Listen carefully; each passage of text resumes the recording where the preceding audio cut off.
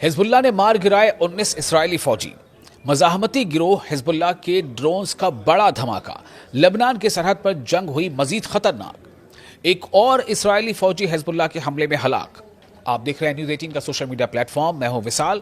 مشرق وسطیٰ یعنی مڈل ایسٹ میں جاری کشیدگی ایک بار پھر شدت اختیار کرتی دکھائی دے رہی ہے۔ اسرائیلی فوج نے 15 مئی کو جاری اپنے بیان میں تصدیق کی ہے کہ جنوبی لبنان یعنی سدن لبنان میں حزب اللہ کے حملے میں ایک اور اسرائیلی فوجی ہلاک ہو گیا ہے۔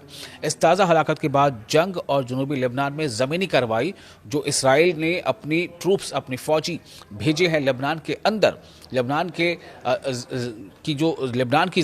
زمین میں وہ جو اسرائیل کی فوجی جا کر حملے کر رہے ہیں، اس پر جو ان کو وہاں مزاحمتی گروہ حزب اللہ کا سامنا ہے، اس مقابلے میں جنوبی لبنان میں زمینی کارروائی شروع ہوئی اور اس میں اب تک حزب اللہ کے ہاتھوں مارے جانے والے اسرائیلی فوجیوں کی تعداد 19 ہو گئی ہے۔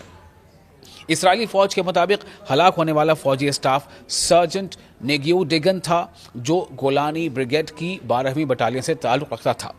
فوجی بیان میں کہا گیا ہے کہ حزب اللہ کی جانب سے داغے گئے مورٹار شیل نے جنوبی لبنان میں اسرائیلی پوزیشن کو نشانہ بنایا۔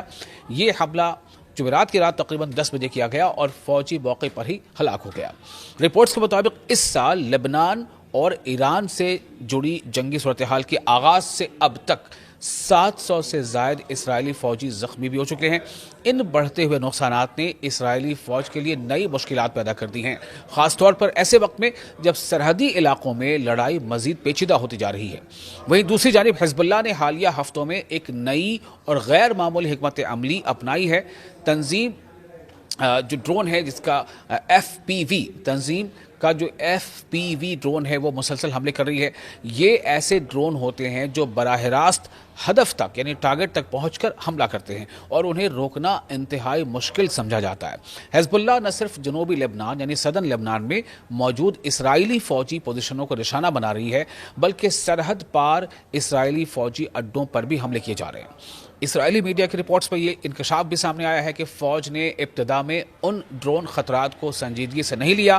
بعض رپورٹس کے مطابق فوجی قیادت کو بار بار خبردار کیا گیا تھا کہ حزب اللہ جدید ڈرون ٹیکنالوجی استعمال کر سکتی ہے، لیکن ان انتباہات یعنی ان وارننگز پر خاطر خواہ توجہ نہیں دی گئی۔ نتیجہ یہ نکلا کہ لبنان میں اسرائیلی فوج کو بھاری جانی نقصان اٹھانا پڑا۔ اب صورتحال یہ ہے کہ اسرائیلی فوج اپنی چوکیوں اور سرحدی پوزیشنوں کے گرد جال نصب کرنے کی کوشش کر رہی ہے تاکہ ڈرون حملوں سے بچا جا سکے۔ جو FPV ڈرون ہے حزب اللہ کے جو لگاتار تباہی مچا رہے ہیں اور کئی اسرائیلی فوجیوں کی جانیں جا چکی ہیں۔ فوجی ماہرین کے مطابق FPV جو ڈرون ہے یہ روایتی فضائی نظام کے لیے بڑا چیلنج بن چکے ہیں، کیونکہ یہ کم بلندی پر تیزی سے حرکت کرتے ہیں اور اچانک حملہ کرتے ہیں۔ تجزیہ کاروں کا کہنا ہے کہ اگرچہ حزب اللہ اسی شدت سے ڈرون حملے جاری رکھتی ہے حزب اللہ، تو اسرائیلی فوج کے لیے جنوبی لبنان میں اپنی پوزیشن برقرار رکھنا مزید مشکل ہو سکتا ہے۔ دوسری طرف اسرائیل بھی مسلسل فضائی حملے اور زمینی کارروائیاں جاری رکھے ہوئے ہے، جس کے باعث خطے میں بڑے تصادم کا خطرہ بڑھتا جا رہا ہے۔